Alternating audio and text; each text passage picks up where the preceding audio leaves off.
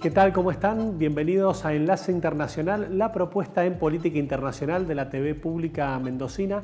Se los estaba extrañando, la verdad que hemos empezado el año un poquito tarde, pero acá estamos para poder analizar todo lo que nos vaya dejando la política internacional, ver cómo repercute en Mendoza y de qué manera nos llega. Exactamente, un placer reencontrarnos, la verdad que es un gusto estar aquí haciendo Enlace Internacional y vamos a analizar un montón de temas hoy. Vamos a estar hablando rápidamente de Irlanda del Norte en el sentido de esta posibilidad de modificar por parte del Reino Unido unilateralmente el protocolo de Irlanda del Norte y cuáles serían las consecuencias de esto. También vamos a estar analizando una situación en Estados Unidos en cuanto a la posibilidad de que se derogue el aborto en todo el país y mucho más.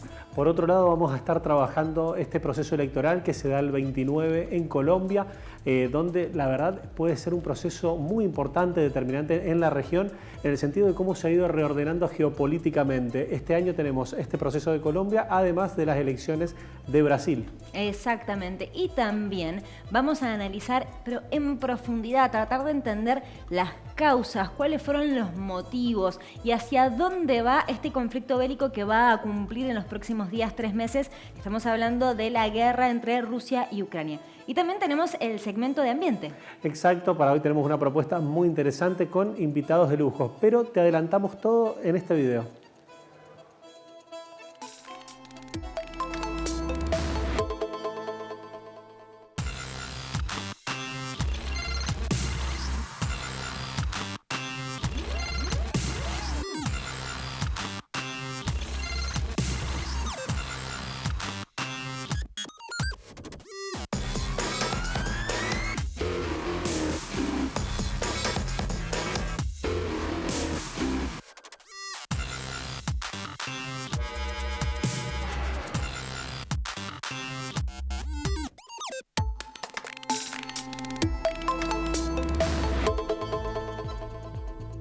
Ahora nos vamos a Irlanda del Norte justamente para analizar este proceso electoral que se ha llevado a cabo. Exactamente, hay mucho para analizar allí en Irlanda del Norte, en esta situación bastante compleja. ¿Por qué? Porque Liz Truss, la ministra de Relaciones Exteriores, anunció que tienen la intención o la voluntad de modificar unilateralmente el protocolo de Irlanda del Norte. ¿Esto por qué? Justamente por lo que vos señalabas de las elecciones en Irlanda del Norte que se desarrollaron hace 2 semanas atrás, en donde triunfó el Sinn Féin. El Sinn Féin, que es el brazo político de lo que era la guerrilla en ese momento del IRA, ¿sí? Del Ejército Republicano de Irlanda.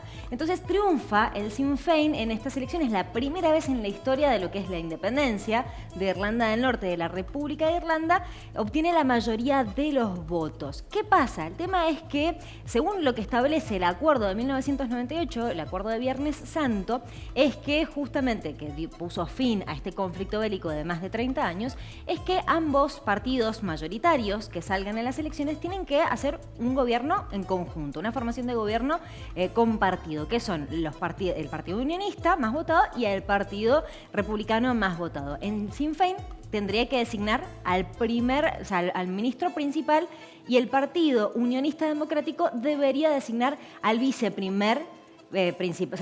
viceministro principal. Pero ¿qué pasó? Con estos resultados y el tema del protocolo dijeron que no están dispuestos a formar un gobierno. ¿Por qué? Porque lo que ellos están pidiendo es que se elimine o se modifique el protocolo, porque lo que entienden es que ese protocolo los separa más del Reino Unido y los lleva más hacia Irlanda. Algo que hay que tener en cuenta también es que en cuanto a la particularidad de la formación de gobierno, no es como en los sistemas parlamentarios convencionales, con los cuales pueden formar gobierno las mayorías, sino en este caso tiene que formar gobierno la primera con la segunda fuerza. Es ahí donde hay una falta de, podríamos decir, de diálogo, en el sentido de que se podría entender que los unionistas no están acostumbrados a perder o a ser la segunda fuerza. Y por otro lado, también interpretar lo que representa en el sentido de que nada más ni nada menos que la lucha que llevó adelante el IRA ahora está teniendo formación de gobierno, está teniendo representatividad por el voto popular en un contexto en el cual ha sido bastante compleja las situaciones para los ciudadanos de Irlanda del Norte, dado lo que fue la salida de Inglaterra del Brexit y la forma en la que quedaron, ¿no? Exactamente, la situación del Brexit Irlanda del Norte fue, digamos, una de las afectadas y por eso es que se planifican las negociaciones de la salida del Reino Unido de la Unión Europea, crear este protocolo. Básicamente, ¿qué es lo que dice este protocolo? Es para evitar que haya una frontera física entre Irlanda del Norte y la República de Irlanda, se coloca un control aduanero en el mar de Irlanda, es decir, entre Irlanda del Norte y el Reino Unido. Es decir, todas las mercancías que pasen entre el Reino Unido entre Londres sería, e Irlanda del Norte, tienen que pasar controles sanitarios, también controles de impuestos y demás. Lo que ellos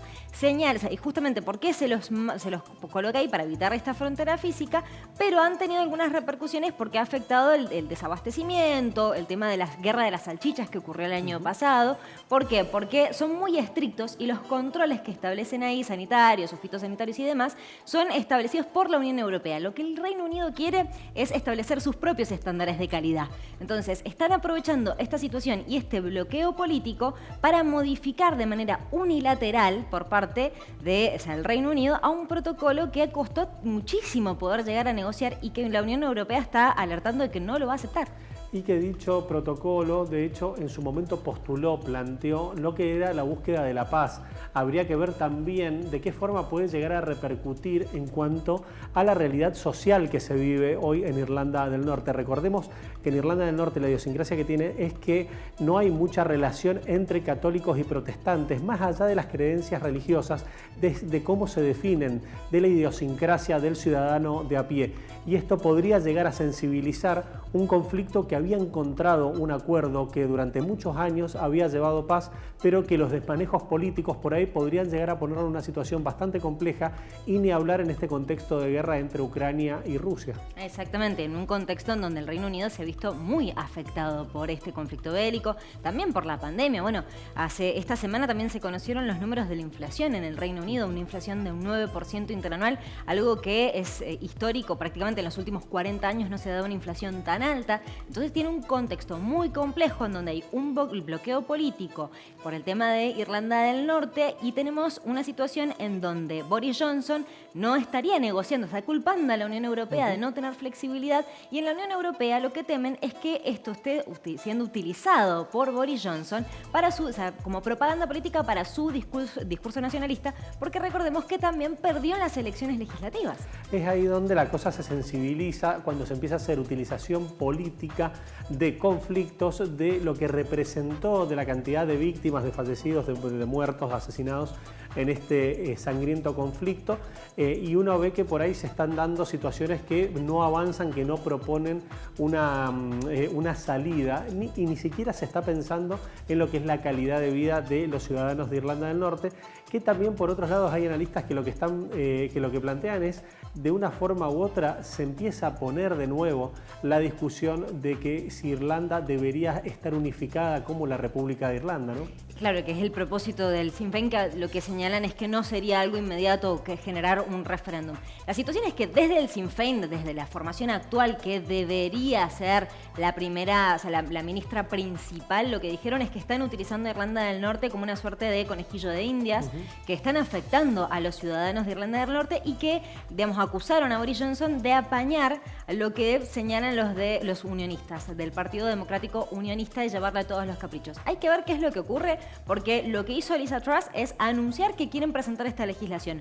Todavía no está redactada, pero eso tampoco logró que el Partido Unionista esté, digamos, de acuerdo en empezar a formar un gobierno. No, lo que han dicho es que hasta que no esté redactada y aprobada no van a dar un paso atrás, no van a ceder y no van a formar un gobierno, así que vamos a ver cómo procede esto y cuál es la reacción de la Unión Europea.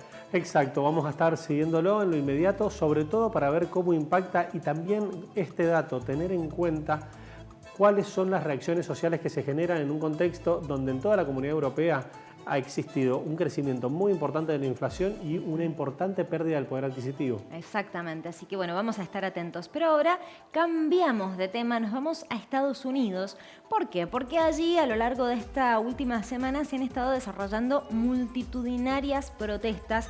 Y esto porque básicamente por estar en contra de un documento que se filtró en donde el Tribunal Supremo de Estados Unidos anularía una ley, una histórica ley de 1973, que lo que hace es habilitar el aborto en todo el país. El tema es que miles y miles de personas han salido a protestar en contra de este documento. Es un documento de negociación entre los miembros. 5 jueces de los 9 estarían a favor de anular esta ley de 1973, lo que llevaría entonces a anular esa ley que ahora comentamos qué es lo que establece la ley. Pero lo que dejaría, digamos, es en que cada estado pueda tener autonomía para decidir si aprueba o no el aborto. Lo que señalan es que probablemente si esto se deja, digamos, a libre albedrío de cada uno de los estados, lo que llevaría es que 26 de 50 estados terminen prohibiendo el aborto. La realidad se da en un momento bastante complejo, sobre todo por la situación que se está dando, por esta batería de medidas que se le ha pedido al Congreso para financiar por 33.000 millones de dólares la guerra de Ucrania, pero hay que entender también entre líneas la formación de la Corte en los Estados Unidos y es ahí donde se generan suspicacias, donde se plantea en parte si esta situación se está dando porque la tendencia de la Corte es conservadora y se da en un contexto de un gobierno demócrata. Es ahí donde también se están dando... Sí, y hay que tener en cuenta que de los 9 jueces, 6 son conservadores, solamente 3 son liberales. Entonces, realmente es bastante complejo el escenario, como vos señalabas, y también te agrego el tema de las elecciones legislativas de noviembre. ¿Por qué? Porque esto también, Joe Biden lo que dijo cuando se conoció este documento, en donde anularía la ley, lo que dijo es que, bueno, él obviamente lo calificó como radical y llamó a que las personas en noviembre voten a aquellos legisladores que estén a favor del aborto, porque si se llegara a anular esta ley de 1973, ellos buscarían legislar o codificar esta sentencia, este fallo de 1973, para lograr que efectivamente siga el aborto que se permita en todo el país. Bien, nuevamente se da en un contexto de tintes electorales, de tintes partidarios y sobre todo un tema tan sensible que por ahí excede bastante lo que es la perspectiva político-partidaria, sobre todo a la hora de manifestar las voluntades y la representación para las que han sido elegidos. Vamos a ver cómo evoluciona y cuáles son las decisiones legales, ¿no?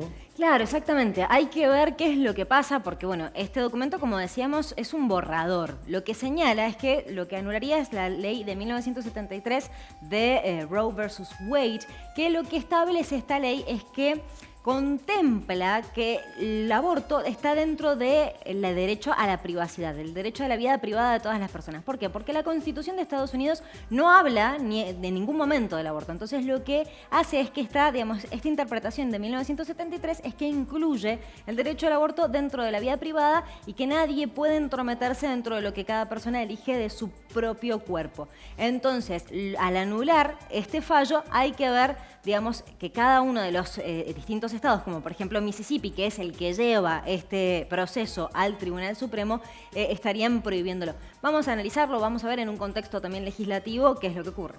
Tal cual, un tema delicado, fino, que lo vamos a seguir, pero ahora nos vamos a Colombia, que justamente queríamos comentarte cómo llega este hermano país a este proceso electoral que se va a dar el 29 de mayo, donde se va a empezar ya a definir con claridad este mapa geopolítico regional que ha tenido una tendencia clara hacia la centroizquierda. Lo vimos con el proceso electoral de Gabriel Boric en Chile, con Luis Arce en Bolivia y ahora, aparte de Pedro Castillo en Perú, pero ahora se avanza concretamente con este proceso electoral, el cual lleva con las de ganar Gustavo Petro. Exactamente, Petro, el líder del pacto histórico de la coalición de izquierda, es hasta ahora, según las últimas encuestas, la persona que tendría mayor intención de voto, con más del 40%, y quien le seguiría sería Federico Gutiérrez, de Equipo por Colombia, de la derecha. O sea que seguimos con la polarización de izquierda a derecha.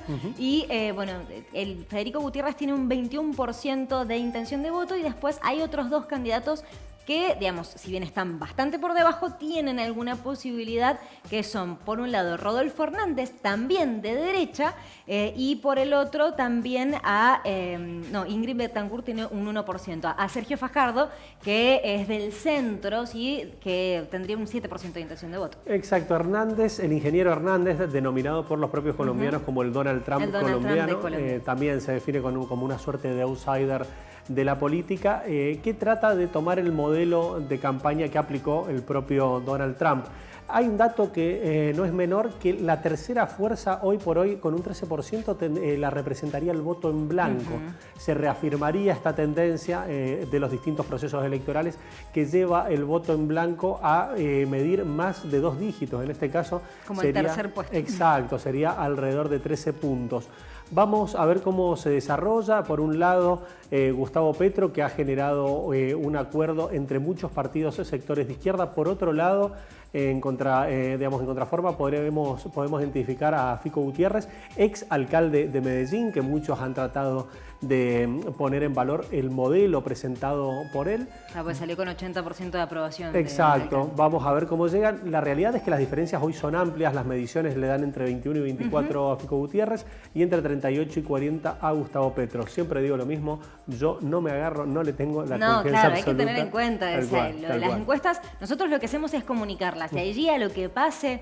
Bueno, ahí lo veremos el 29 de mayo. Nosotros también planteamos este contexto en donde Colombia, ahí sí, importante tener en cuenta, es que Iván Duque deja la presidencia con una imagen negativa fuertísima, ¿sí? Una imagen positiva por el piso, podríamos llegar a decirlo así, digamos, si contrarrestamos los niveles, en donde lo que es niveles de inseguridad supera un 80% de imagen negativa, de corrupción. Y se va con un estallido social, con el cual no pudo generar un acuerdo, no pudo plantear estabilidad. Algunos hablan del fin del uribismo con este proceso de Iván Duque, en el sentido de que entienden que es el fin de la derecha clásica conservadora colombiana y lo que podría llegar a ser el primer gobierno de centroizquierda después de mucho tiempo que represente a las voluntades que se han hecho eco de este proceso, ¿no? Sí, vamos a ver qué es lo que ocurre. Por supuesto vamos a estar siguiéndolo porque el impacto que va a tener en América Latina es muy fuerte, lo señalabas vos con el tema de Chile, cómo se vienen dando, la polarización. Bueno, ¿cómo va a tener el impacto de Colombia? ¿Qué es lo que va a pasar si llegara, por ejemplo, Gustavo Petro? Las relaciones con Venezuela cambiarían, las relaciones con Estados Unidos también podrían cambiar. Hay que ver, sobre todo ese punto que marcás, las relaciones con Estados Unidos. Algunos analistas planteaban a Colombia como un país satélite en la región. Hay que ver este giro que representaría y qué representaría también para el proceso electoral con el cual Lula da Silva está tratando de volver a la presidencia al enfrentarse principalmente en el mes de octubre con Jair Bolsonaro. Exactamente, el 2 de octubre, así que vamos a también a analizarlo en profundidad. Pero nosotros nos tenemos que ir a un breve corte, pero quédate ahí porque en el próximo bloque vamos a tener una entrevista en profundidad sobre la guerra entre Rusia y Ucrania. Exacto, no te vayas.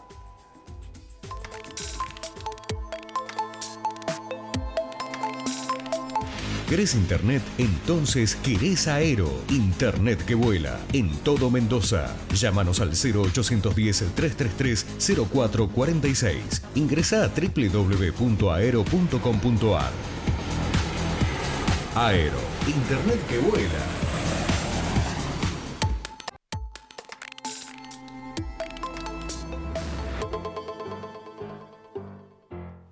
Continuamos con Enlace Internacional. Como te habíamos anticipado, tenemos una entrevista sobre un tema eje y fundamental. Exactamente, nos vamos a meter a analizar en profundidad la guerra entre Rusia y Ucrania y para lo cual tenemos un entrevistado de lujo que nos acompaña acá en el piso. La verdad que es un placer tenerlo a Mario Guerrero, él es politólogo, también es el coordinador académico del CERIDI. Hola Mario, ¿cómo estás? Un placer tenerte acá. No, por favor, el placer es mío, estar presencialmente, lo cual es un gran honor siempre. Gracias. Bueno, Mario, básicamente lo que queremos hacer es tratar de entender algunas claves para entender este conflicto que ya va a cumplir casi 3 meses. El 24 de febrero fue cuando se anunció esta invasión por parte de Rusia, lo que Rusia denominó como una operación especial, lo que se ha denominado con la comunidad internacional como una invasión. ¿Cómo podemos entender cuáles son las causas de esta guerra?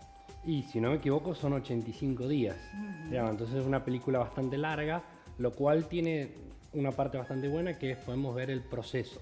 No tenemos la fotografía del conflicto, que es mucho de sobre lo cual se habló en su comienzo. Y yo creo que hay varias aristas que podemos tocar. Una de las principales no era un conflicto rápido como se pensó que iba a ser. De hecho, han habido transformaciones y cambios por parte de Rusia, no solamente en lo que tiene que ver la forma en la que se relaciona con los demás actores del escenario internacional, sino en la cuestión armada, en el conflicto directo. Ha cambiado totalmente su estrategia en ese sentido.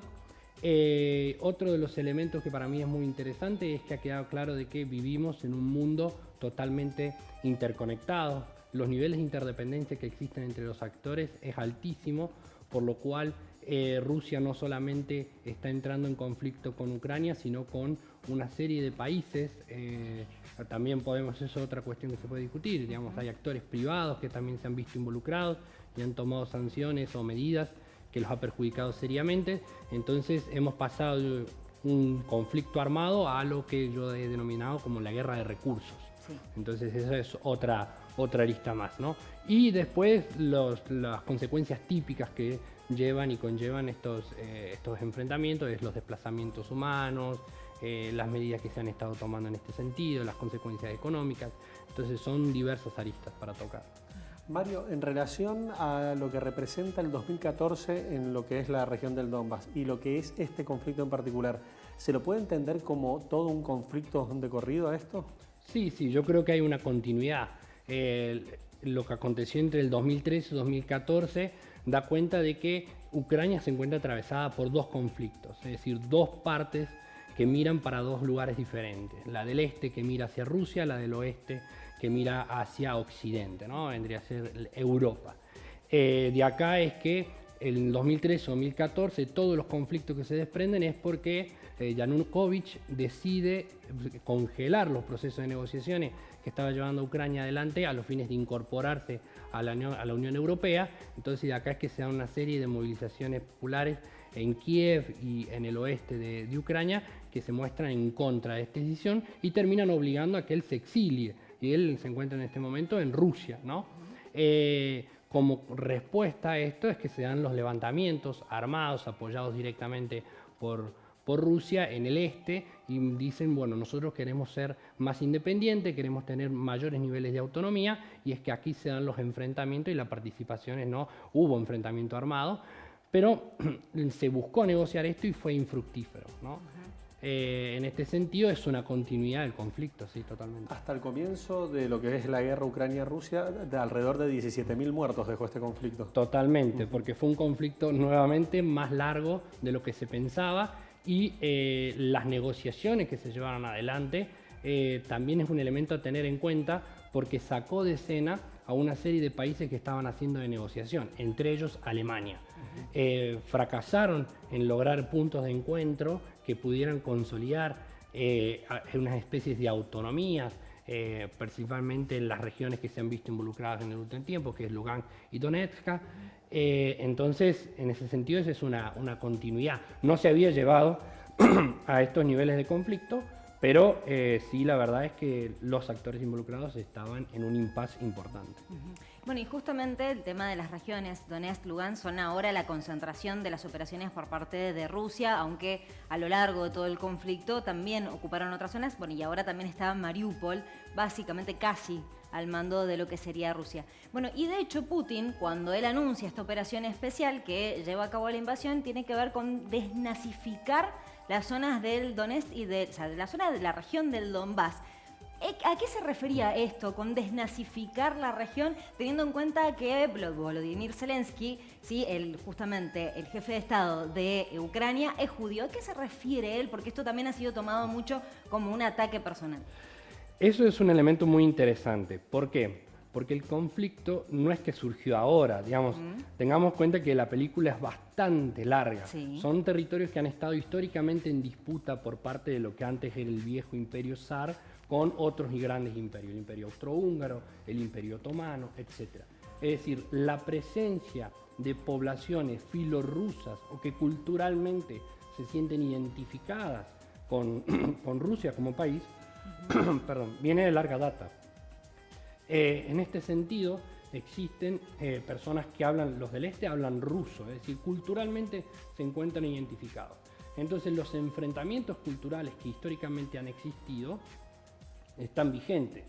De acá es que los movimientos autonomistas que se han dado en el este son movimientos que buscan reivindicar esos elementos culturales porque no se sienten parte del proyecto político de Ucrania como todo y del oeste que está buscando constituirse al buscar incorporarse a la Unión Europea, a la OTAN, etc. Entonces de acá es que se da esta idea de que hay que ir a rescatar. Otro elemento que es muy interesante que se dio a partir del conflicto del 2013-2014 es que Rusia aceleró el proceso de otorgamiento de ciudadanía y de pasaporte a un montón de personas ucranianas que vivían en el este de Ucrania. Entonces cualquier tipo de agresividad para con esa población era interpretada por parte de Rusia como un ataque directo a Rusia misma, al territorio ruso. Entonces es que se da ahí una doble cuestión, una cuestión discursiva, la construcción de esto de los que en efecto en Europa del Este y en comienzo ahí de Asia se ha dado en los últimos tiempos un proceso de consolidación de movimientos nacionalistas que tienen ramas filonazis y al mismo tiempo se da esta idea, ¿no?, cultural de que tenemos que hacer respetar y proteger a nuestra comunidad. De acá el sentido de, bueno, tenemos que proyectarnos y tenemos que garantizar esa autonomía, ¿no? Claro. Mario, en relación a las distintas perspectivas que ha planteado la OTAN, a la historia de la OTAN en relación al avance que ha tenido sobre Rusia y a lo que se ha dado esta discusión en los últimos tiempos sobre el potencial ingreso de Suecia y Finlandia, ¿qué nos podés decir vos o cuál es tu apreciación en relación al rol propio de la OTAN en este conflicto? Bueno, eso es un elemento muy importante porque se ha entendido, y a mi modo es un argumento razonable, que toda la proyección que ha hecho Rusia sobre Ucrania tiene que ver con esto de que desde el 91 hasta la actualidad todos los procesos de expansión de la OTAN han sido provocativos para con Rusia, dado que nosotros habíamos acordado, eso no es un acuerdo escrito, no existe en ningún lado, pero es un acuerdo de palabras que se le hizo a Gorbachev cuando se dio el proceso de disolución de la URSS, de que se iba a respetar esa línea que representan Polonia, Finlandia, etcétera, como línea divisoria de no avance de la OTAN. Resulta que la OTAN, ya sea por pedidos expresos, declaraciones propias de la OTAN, fue expandiendo, exceptuando algunos países, Ucrania, Finlandia, Suecia, hasta el momento no se han incorporado, entonces quedaba como esa línea. Eso es por un lado. Por el otro lado está el hecho de que está el hecho de que si bien es cierto de que desde hace mucho tiempo se viene pensando estas proyecciones, siempre queda presente todavía la intervención que se hizo la OTAN y los países socios sobre Yugoslavia cuando estaba atravesando su proceso de disolución. Yo creo que eso es un doble antecedente porque los resultados que dejó fueron bastante graves. Hasta el día de hoy, cualquiera que recorre los ex países que formaban parte de la ex Yugoslavia, son secuelas que siguen estando. Belgrado sigue estando en ese sentido. Y por el otro lado es que eso ha limitado las proyecciones que la OTAN ha tenido sobre Ucrania en este momento. De acá es que haya decidido solamente participar a través de ya sea asesoramiento técnico o la transferencia de recursos o armamento y no el involucramiento deliberado, ¿no? Entonces yo creo que esos son diferentes aristas que involucran a la OTAN en todo este conflicto. Bien. Y teniendo en cuenta el tema de la incorporación de Suecia y Finlandia, bueno, esta semana se conoció que ya presentaron formalmente el pedido para ingresar a la alianza. ¿Qué es lo que ha motivado realmente a Finlandia y Suecia, en tu opinión, para que dos países tan neutrales históricamente hayan tomado esta decisión? ¿Crees que hay una verdadera amenaza hacia estos países por parte de Rusia? En realidad es formalizar lo que ya venían haciendo, porque son dos países que ya venían formando parte de los procesos de entrenamiento, ensayos militares, principalmente navales, sí. Con la OTAN. Lo que se dé ahora es... Exactamente. El proceso de formalización yo creo que tiene que ver con el hecho de... hay una serie de bromas que se hacían, ¿no? Que Putin se proyectó su invasión sobre Ucrania a los fines de decirle a la OTAN no se proyecten más pero en realidad lo que está haciendo es acelerando el proceso de incorporación de nuevos países a esta organización longeva ya, ¿no? Entonces yo creo que definitivamente el proceso de formalización es catalizado por la proyección de Rusia. Ahora bien, lo cierto es que es darle una formalidad a algo que ya se venía dando, si bien es cierto que hay una serie de elementos que se deben cumplir. Por ejemplo, Suecia debe garantizar de que al menos el 2% de su PBI esté destinado a armamento y a cuestión militar, que eso todavía Suecia no lo ha logrado, Finlandia sí, y ya los principales escollos formales internos de cada país sí ya ha sido superado porque fueron aprobados en el Parlamento los diferentes pedidos. Así que en ese sentido está bastante acelerado. Hay una sola cosa que yo creo que habría que mirarle y prestarle atención, y es que hasta este momento Turquía está haciendo una gran traba al proceso de incorporación de estos dos países, y para ser incorporado se requiere la unanimidad de los socios. ¿Por qué Turquía se muestra en contra? Porque Turquía acusa a Suecia y a Finlandia, de haber sido países que han apoyado a un partido que se llama el Partido de los Trabajadores del Kurdistán, que es un partido considerado secesionista y terrorista por Turquía, producto de que está canalizando de manera violenta todos los procesos de levantamiento y secesionista que se están dando en el sur de Turquía, ¿no? Digamos, recordemos el conflicto histórico que tiene Turquía con los kurdos, entonces eso está siendo bastante rechazado, además de que, por ejemplo, en el 2019 estos dos países sancionaron a Turquía por la proyección militar que tuvo el país sobre el conflicto sirio. Entonces la historia de tensión entre estos países es bastante interesante. Mario, Estados Unidos postuló un pedido al Congreso por 33.000 millones de dólares, el cual Biden apoyó con vehemencia, este paquete para financiar a Ucrania. ¿Qué representa esto? Porque cuando uno lo analiza, lo interpreta, por ahí no ve que estas acciones vayan a plantear herramientas para que este conflicto se pueda llegar a terminar. Yo creo que es involucrarse sin involucrarse, porque yo creo que ninguno de los países considerados de Occidente quiere verse envuelto militarmente en el conflicto, pero saben que de alguna manera tienen que tomar parte. Estados Unidos tiene un comportamiento bastante oscilatorio, porque esto es una realidad. La Rusia como hipótesis de conflicto no era una hipótesis de Estados Unidos, era una hipótesis europea. Exacto. Una hipótesis a la cual se ha visto arrastrado y en la cual tiene que tomar participación, porque el principal miembro a través del cual se estructura la OTAN es Estados Unidos, a pesar de lo que de acá, claro, las críticas de Trump de todo el tiempo, de ese momento, ¿no? Entonces yo creo que tiene que verse en ese sentido, ¿no? Digamos, las presiones que está haciendo el contexto internacional sobre Estados Unidos para que se vea involucrado, pero al mismo tiempo no tener que verse obligado de mandar él tropas para poder resolver esta situación. Claro.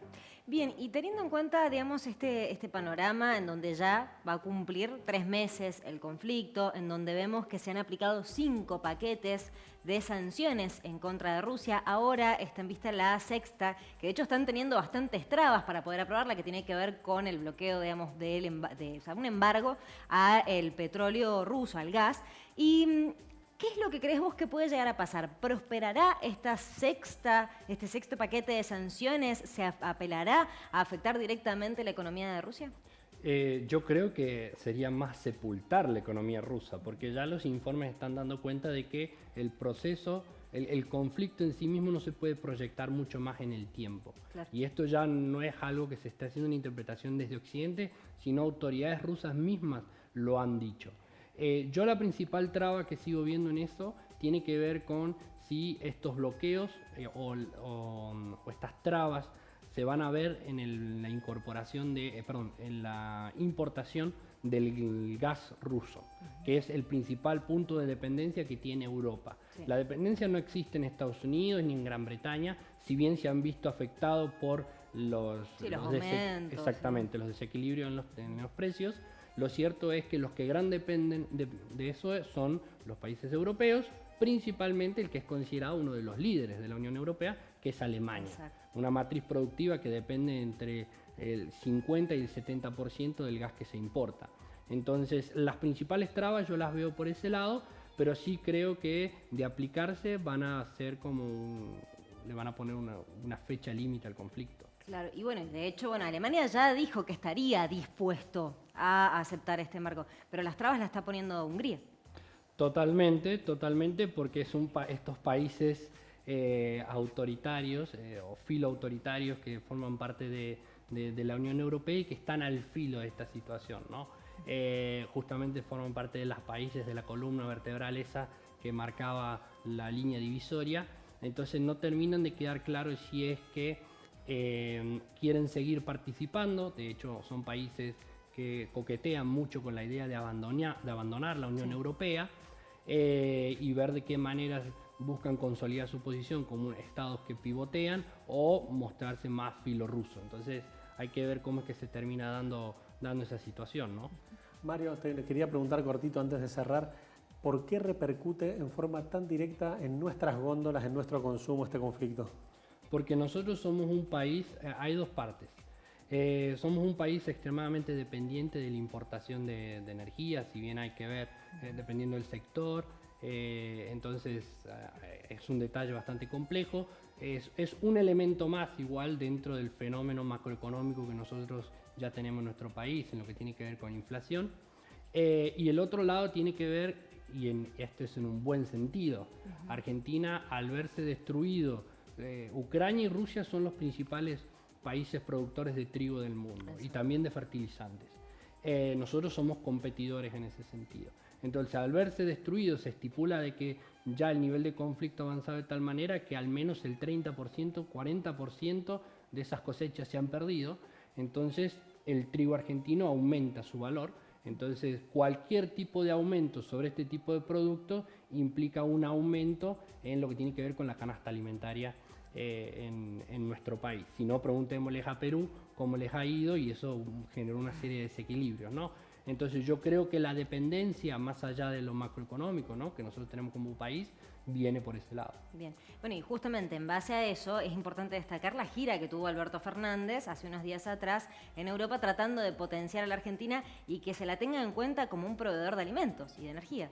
Totalmente, y eso se puede ver ahora. Argentina ha estado participando de lo que se llaman las cumbres del BRICS, ¿no? Digamos, Argentina estuvo en la apertura y luego estuvo en la reunión de cancilleres, y es el único país de Latinoamérica que ha sido invitado por China, porque China es la que tiene la presidencia pro tempore en este momento. Entonces da cuenta de que sí, hay un interés, a pesar de todos estos desequilibrios que inciden sobre nuestra balanza comercial y demás, hay un interés por parte del mundo de que sean incorporados, y esto es un elemento muy interesante. Al parecer China y Brasil estarían apoyando a la incorporación de Argentina al nuevo Banco de Desarrollo del BRICS, y sería el segundo país de Sudamérica en incorporarse, porque ya Uruguay forma parte de la mesa de negociación.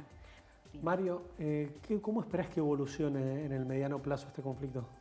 Yo creo que se están dando posibilidades de sentarse en la mesa de negociación. De hecho, el Kremlin ya ha mostrado interés, pero claro, viendo la situación, Kiev ha doblado su apuesta y dice de que no se va a sentar a negociar ante ningún tipo de propuesta que no implique la retirada total del territorio ucraniano de las Fuerzas Armadas rusas. Y no quieren perder territorio. Totalmente. Y de hecho, en los territorios ya tomados y a partir de los cuales Rusia está buscando consolidarse, ya ha establecido autoridades prorrusas, las cuales, si bien no es la intención declarada por parte de Rusia de incorporarlas al territorio ruso, estas autoridades sí están mostrándose filo o interesadas en hacer esto, pero el interés por el momento de Rusia es generar una serie de estados autónomos en el límite que sean como de cordón de seguridad entre Ucrania y Rusia.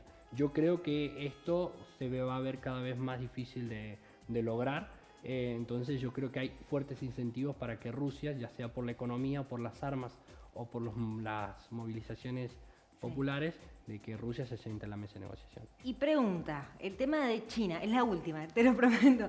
El tema de China, que estaría analizando la posibilidad de comprar el tema del petróleo ruso para abastecer sus bases. ¿Esto no podría llegar a ser que se alargue un poco más?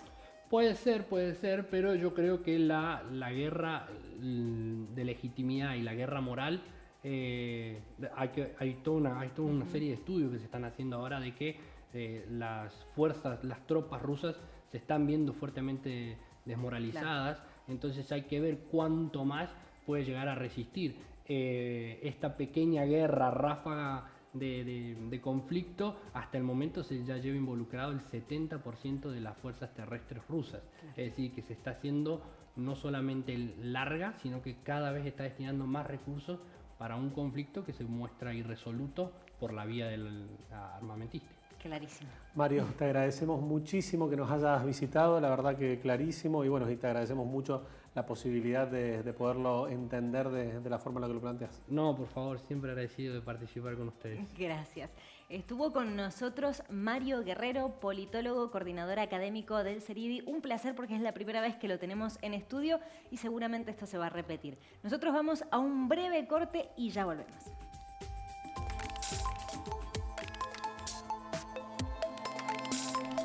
Seguí la cartelera del Imperial en sus redes sociales. Atentos a vos, atentos a tu entretenimiento. Maipú Municipio.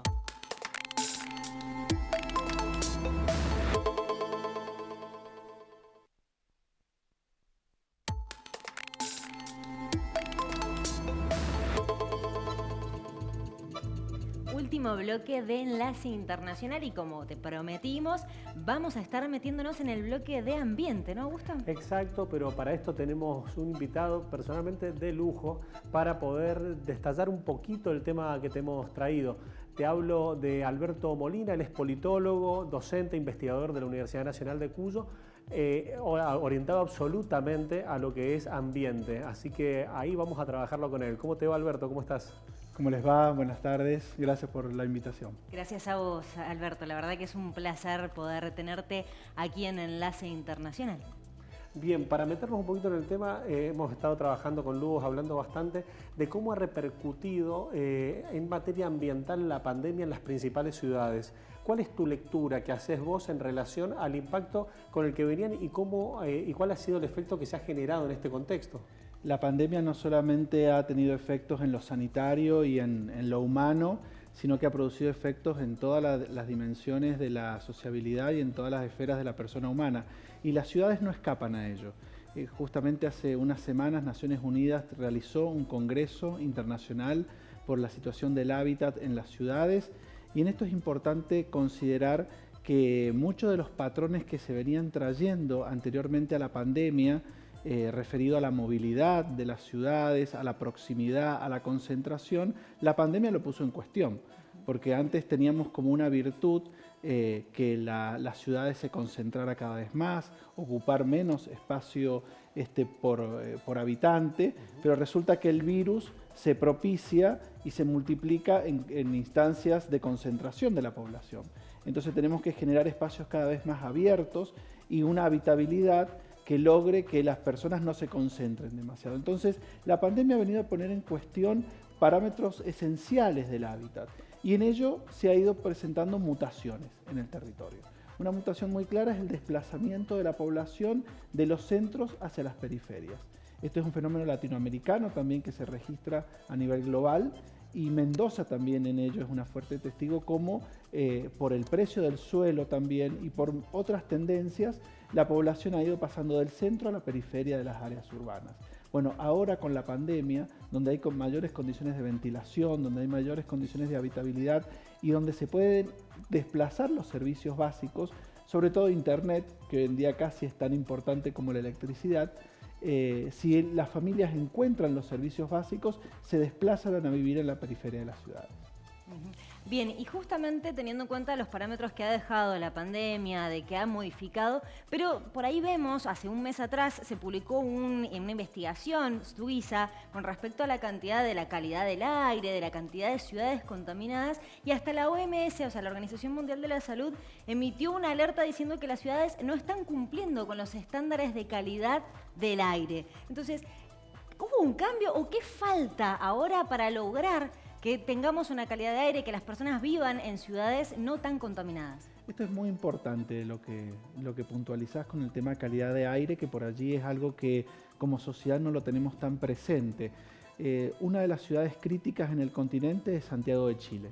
Santiago de Chile hasta tiene ha tenido años atrás la disposición por número de patentes para poder acceder a su capital. ¿Para qué? Para evitar que el dióxido de carbono se concentre aún más en su capital. Esta misma situación la vive el Distrito Federal de México, San Pablo también en algunos de sus momentos, y las capitales europeas, capitales industriales por excelencia, arrastran todo este fenómeno desde larga data. Al fenómeno de la calidad del aire, que también Mendoza, sobre todo en nuestro área metropolitana, tenemos que estar muy atentos porque estamos en un valle, en un pozo, en ese sentido, pero que además forma parte de una problemática, debemos también sumarle la gestión integral de los residuos sólidos urbanos. La contaminación de las grandes metrópolis van muy ligado a la calidad del aire y a la gestión de los residuos. Y a estos dos puntos críticos en lo que tiene que ver, y que también se vio resentido en clave de pandemia, tiene que ver todo lo que es los alimentos. Estamos viviendo una crisis global de aumento de los alimentos, sumada por este conflicto bélico que estamos atravesando, pero también la proximidad de las ciudades a la producción de alimentos. Y en esto aquellas provincias, aquellos territorios que tenemos cinturones verdes, tenemos que cuidarlo mucho. Hoy día justamente ha sido tapa de uno de los diarios de nuestra provincia, uno de los datos del censo, el alto registro de urbanizaciones cerradas en la periferia del área metropolitana de Mendoza. ¿Qué significa? Que la urbanización se está comiendo, devorando las tierras productivas. ¿Y esto qué va haciendo? Aumentando el encarecimiento de los alimentos.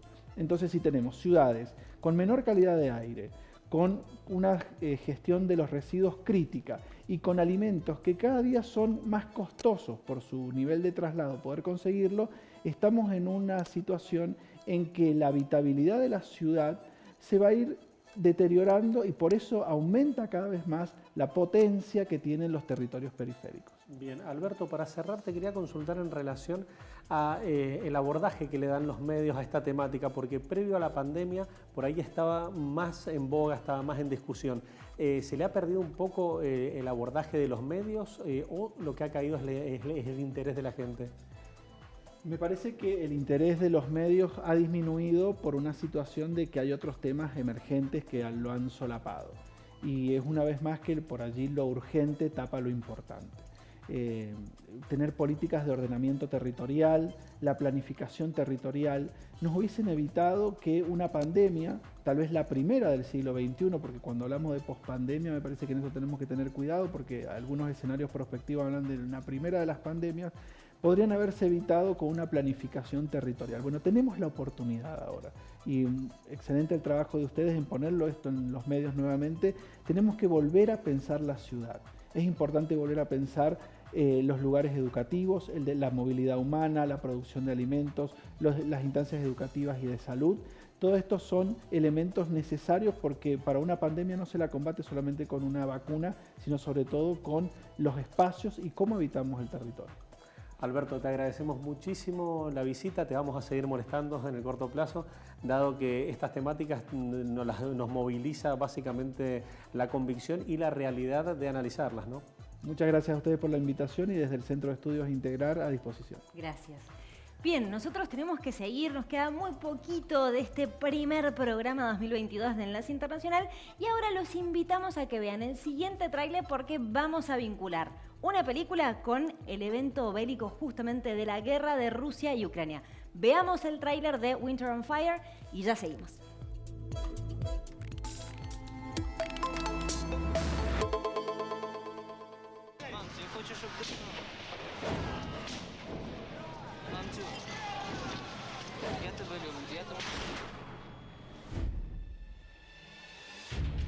European Union leaders and Ukraine have failed to sign an historic free trade deal after a last-minute U-turn from Kiev.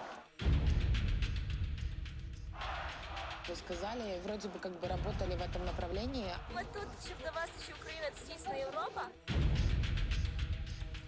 Когда уже начали собираться студенты, стало понятно, что это уже, что здесь что-то будет происходить.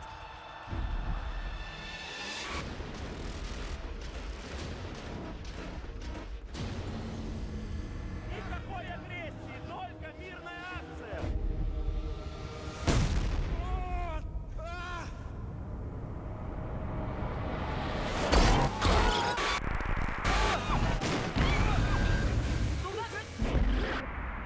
хотели на корне сразу это все поломать, задавить, сразу, чтобы даже никому повадно не было.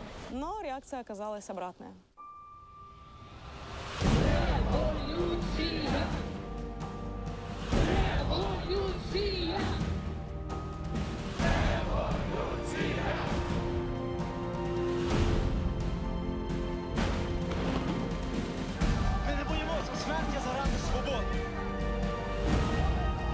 Майдан – це голос народу.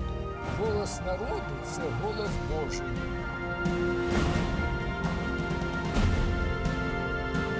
Слава Україні!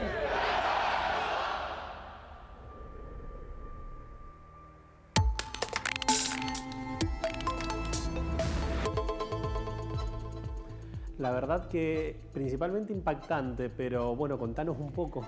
La verdad es una película documental bastante cruda, ¿sí? El director es Afinevsky, Winter on Fire, como les decía, dura más o menos 1 hora 38 minutos y lo que refleja esta película es el comienzo de todo este conflicto, digamos, podríamos decir, o que te ayuda a entender el conflicto actual de la guerra entre Rusia y Ucrania. Esta documental se remonta al año 2013, 21 de noviembre, cuando la ciudadanía sale a protestar porque Yanukovych, quien era en su momento el presidente de Ucrania, decide romper con el acuerdo de unión a la Unión Europea. De ahí se desencadenan una serie de hechos en donde más de 90 días las personas están protestando y termina con básicamente la renuncia de Yanukovych y después lo que vimos del tema de Crimea, la anexión de Crimea, la independencia de Donetsk y Lugansk. Un documental crudo porque muestra escenas reales de lo que estaba pasando, de lo que la gente estaba protestando, de la gran represión por parte de las fuerzas policiales,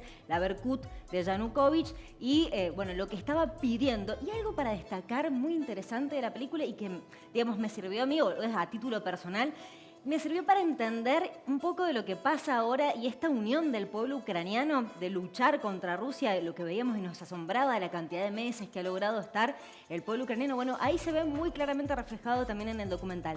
Cuando el pueblo decide enfrentarse a una cuestión como por ejemplo el hecho de que no pudieran incorporarse a la Unión Europea, se ponen de acuerdo y todos protestan en lo que se llamó el Euromaidán. ¿Dónde la podemos ver a la película? En Netflix está la película, gracias. Bueno, me había olvidado dar ese dato. Está en Netflix, Winter on Fire, Invierno en Llamas, pero así es como está directamente la película. Es un documental realmente muy recomendable para entender las bases de este conflicto. Te lo dejamos a disposición para que puedas entrecruzar información y sacar tu propia perspectiva en relación a lo que has visto, a lo que hemos trabajado con Mario Guerrero y lo que a vos te sugestione, te genere en relación a lo que es este trabajo. Pero antes de irnos, Luz, contanos de qué se trata el outfit de hoy. Me encanta el outfit que me ha dado Ellen Hansen para este primer programa de Enlace Internacional. La verdad que es un sueño. Tenemos por abajo las botas, miren lo que son, divinas, de cuero ecológico, me encanta. La babucha, ¿sí? Me encanta, de terciopelo, color camel, mostaza. Miren, lo que son las cintas de raso, súper elegante, aparte cómodo, súper sentador, me encantó. La camisa de raso, soñada la camisa. Miren lo que es el detallito de los brillos plateados, un sueño, los botones de nácar. Y bueno, como siempre, ella me da un plus a todo el outfit completo. Miren lo que es el anillo con piedra amatista. Un sueño, ¿no? Todo el outfit, la verdad que es precioso y bueno, todo lo que tienen también en el atelier es divino. Y recuerden que tiene un verdadero compromiso con el cuidado del medio ambiente, por lo que trabaja en moda responsable y sustentable. Tema aparte, la elegancia y lo exclusiva de sus prendas. Vayan a San Lorenzo 576, Ciudad de Mendoza, que las van a estar esperando. Te agradecemos muchísimo que nos hayas acompañado en este primer programa 2022. Ya los extrañábamos, queríamos estar con ustedes. Te mandamos un abrazo a San Juan, a San Luis, a San Martín, a todas partes donde estamos llegando y principalmente a nuestros televidentes de Canal Acequia. Y hasta la semana que viene. Chau, chau.